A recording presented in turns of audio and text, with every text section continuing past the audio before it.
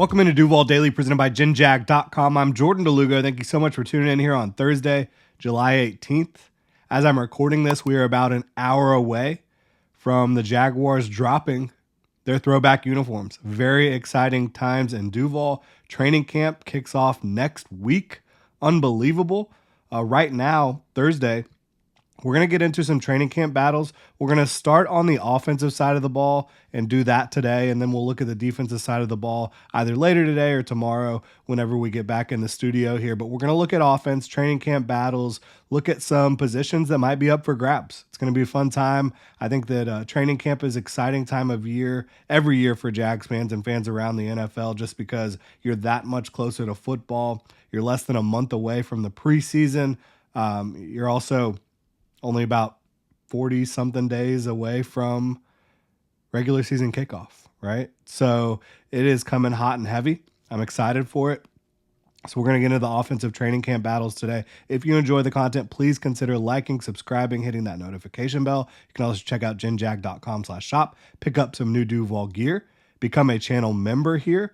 And did want to do a quick shout out for all of our channel members, Eileen, Cardiac Cats. Cardiac Cats has a great YouTube channel. Go check that out as well. Jackson and Debbie Lynn, thank y'all so much. Also got to plug our new weekly show over on UCF Jaguars channel, Club Jaguar. It's myself, UCF Jaguar, and Jason from Jaguars United. Our first episode was last night. That show is going to drop every week. It's going to be live Wednesday at 8:30 p.m. for the rest of the season.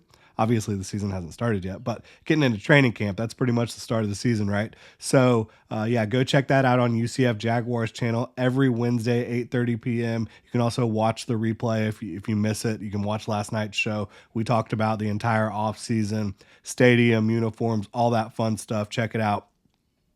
But getting into these offensive position battles, I think that overall, there's not like a ton of intrigue in the starting lineup. You're locked in a lot of positions. You have a lot of returning starters. But I do think there's a possibility that Walker Little pushes Cam Robinson at left tackle. I would not predict Walker Little to be the starting left tackle in week one. I wouldn't. I would predict it to be Cam Robinson. Robinson and Walker Little were both second-round picks, but Cam Robinson has been in the league a little bit longer, has been with the Jaguars for longer, has been the Jaguars' starting left tackle his entire career. Now, he's missed a lot of time with injury, but he's a good pass blocker. Like, this is a guy that brings energy, brings a little bit of nastiness to the offensive line, and again, he's a very efficient pass blocker, great size, great length, and a player who has good athleticism as well. And then you talk about Walker Little. He, again, second-round pick, just like Cam Robinson, a guy who, when he's been on the field filling in for Cam Robinson, because Cam Robinson has missed a lot of time with injury and suspension last year, he's been good. A guy who's going into the final year of his rookie deal. Cam Robinson's going into the final year of his latest contract with the Jaguars, signed a couple years ago. So really interesting to see not only who's starting week one, which again, I believe will be Cam Robinson, but how does this season play out for these two tackles? And are either of them on the Jaguars roster in 2025? Like, if I was running things, I would be making sure to prioritize Walker Little. I think that he will be cheaper. I think that he's someone who, quite frankly, is younger and cheaper and similar in terms of the pass protection. I think given more opportunity to really get on the field, Walker Little would show out. I like both players. Like I said, I think Cam Robinson will be the starter week one, but it'll be interesting to watch and see how that kind of plays out. And of course, over the last couple years, several years, whoever is that OT3 or backup left tackle, they end up seeing the field. So I think you'll see both of these guys in 2024 for the Jacksonville Jaguars, but it's going to be interesting to see. Now, that's really the only starting position up for grabs, in my opinion. That is. But I do think QB2 is interesting. Mac Jones and CJ Beathard. CJ Beathard has been the backup for the Jaguars the last couple years. A great sounding board friend, mentor for Trevor Lawrence. Mac Jones, in my opinion, it's his job to lose as QB2. The Jaguars traded a 6th-round pick for him. He's young. He is in the final year of his rookie deal. So I think the Jaguars are kind of banking on him coming in and elevating the back end of the room. And I think they're going to try to keep CJ Beathard around on the practice squad as well. But I think Mac Jones, former 1st-round pick from Jacksonville, rough couple years in New England with Mac Jones had some faults, right? But that was about as putrid as an offensive foundation as you could possibly have, right? With a bunch of guys that have never been offensive coaches, offensive coordinators, trying to run that offense the last couple years. The receiving talent and talent overall around Mac Jones not strong. So I think it's a good reset for him here in Jacksonville. I think it'll be good to see him. And he brings a lot of fun energy to the practice field as well. But I think Mac Jones will be the QB2. It'll be interesting to see how it plays out. Wide receiver 6. I think Christian Kirk, Gabe Davis, Brian Thomas Jr., Devin Duvernay are all lead pipe locks, obviously, for this football team. Parker Washington, I think, is also pretty much locked in. I think something shocking would have to happen throughout training camp for Parker Washington to not make the football team. Who else makes it, right? You've got Tim Jones, who's always competing as a great special teamer. But I honestly think at some point, as Murray's going wild, there must be a dog walking by. You need a receiver who, if you have multiple injuries at the position, can get on the field and actually do something for your football team.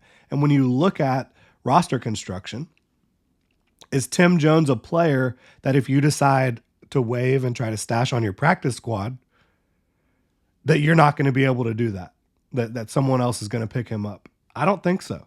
So I think you can keep Tim Jones around in the building, in the system, while not keeping him on the active roster. So I'm looking at Elijah Cooks, who made the team last year as like the 7th wide receiver. I don't think they're going to keep 7 this year. I think that there's just too much depth needed elsewhere. But Elijah Cooks, he's big, he's strong, he has great hands, can go up and get the football. I'm excited to see how he performs in training camp this year. He really took off in training camp in the preseason for the Jaguars last year as a rookie. Joshua Cephas, an undrafted free agent out of UTSA, he has a very balanced football game for an undrafted free agent. Like, I thought he should have been drafted. I thought he should have been drafted mid-day 3, early day 3. I think that's the type of football player he is. But you look at the depth of the wide receiver position in the draft every year. You look at coming out of a small school and the fact that he did not run a fast 40-yard dash. I think those factors are what led to Joshua Cephas not getting drafted. But he's explosive off the line of scrimmage. He's a good route runner. I think he can throttle up and down. He's got good size and length overall.